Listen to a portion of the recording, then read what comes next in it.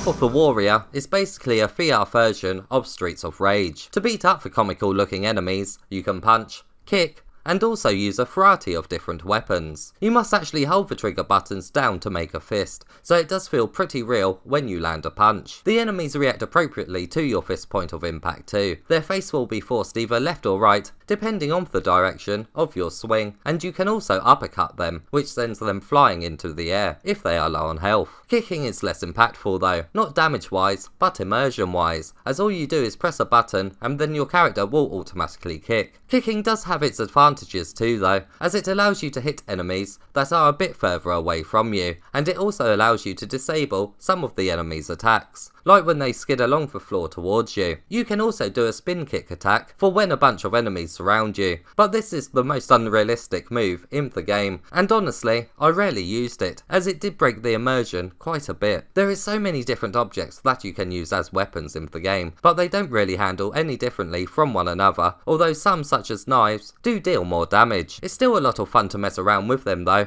especially as you can chuck them. It allows for some pretty fun and action-packed combos. There is a tutorial and 5 stages to beat, and each stage is set up like this. You defeat a wave of enemies, a person needs to be rescued, a new area then opens up, and you repeat the previous task again. It sounds repetitive, and to be honest, it is, but it's still very entertaining due to a number of things. New enemy types appear, such as girls who roller skate, and clowns who throw pies at you. Also making each stage feel fresh are the people who need help. They are located in pretty silly locations, so it's quite enjoyable to see their reactions. But the most fun thing that keeps each new location entertaining is the environment finishes that you can pull off. When an enemy is dazed, you can pick them up and throw them. If you throw them towards an indicated part in a level, you will be treated with a comical finisher. They really are very well animated, and it's a joy to see what happens each time. The most impressive animations and thrilling fights though come at the end of each stage, as you are faced with a boss battle. Not many VR games get boss battles right, but here they are done incredibly well. They're creative and their attack patterns suit their characters. After you beat one, you are rewarded with a new special power-up. These are activated by punching both of your hands together. One allows you to spawn loads of knives and then throw them at people, and another starts some music which makes all the enemies dance. It's like the disco ball weapon from the Ratchet & Clank games, so seeing it in a virtual space only elevates the humour. These special moves need to be charged up over time, which is a very good thing, as they really are quite powerful. Health pickups come in the form of food, which are found laying around and are also given to you from the people that you rescue. There's actually quite a few different types of food, and they all suit the location that they are found in. The game is pretty easy though. I never died once, apart from one second boss battle. It was quite an odd difficulty spike, but once I learnt their movements, it was very easy to get through. At the end of each stage you are presented with a results screen. Unfortunately, these scores are not saved in the game, which is such a shame, as trying to beat your high score really could have encouraged replayability. Multiplayer co-op for 2 players also makes an appearance. You and a friend or a random person online can play through the stages. Beating these characters up with a friend is a good time and some mindless fun. I say mindless because it does make the game even more easier. Oh, look at you moaning about how easy a game is. That's because it's rarely challenging. I think you just like to show off. That's a bit rich, coming from someone who is standing on a stage.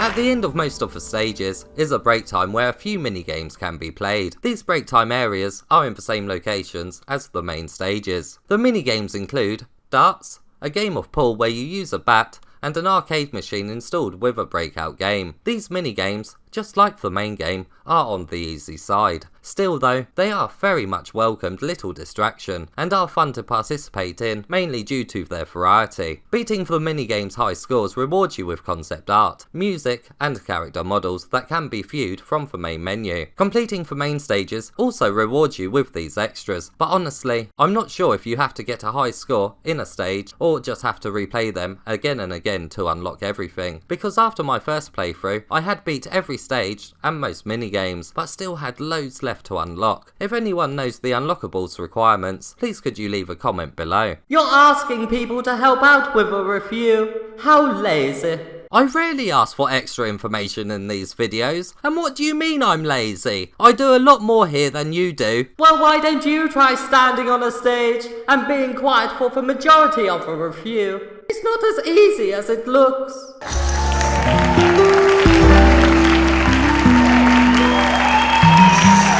This is quite an energetic game, and normally I find it a hassle to keep getting up and move around, but this one actually made me want to do so, mainly thanks to the enemy finishers and brilliant boss battles. It absolutely feels like a VR version of Streets of Rage, mainly due to the repetition and pretty simple attacks, but I did find myself having a great time from start to finish. I just wish there was more of a reason to return to it after your first playthrough, especially considering it only takes around 2 hours to beat. I mean, returning to play with a friend in co-op is a good time, but extra difficulty modes could have given a more meaningful challenge. Overall, this is a very high quality game. The enemy designs and animations are excellent, and stringing different moves together is enjoyable. If you're in the mood to beat up some cartoon characters, this comical beat 'em up should entertain you. Should entertain them.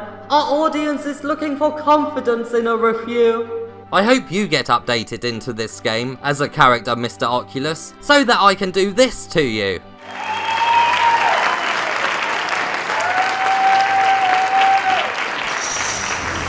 Mr. Oculus.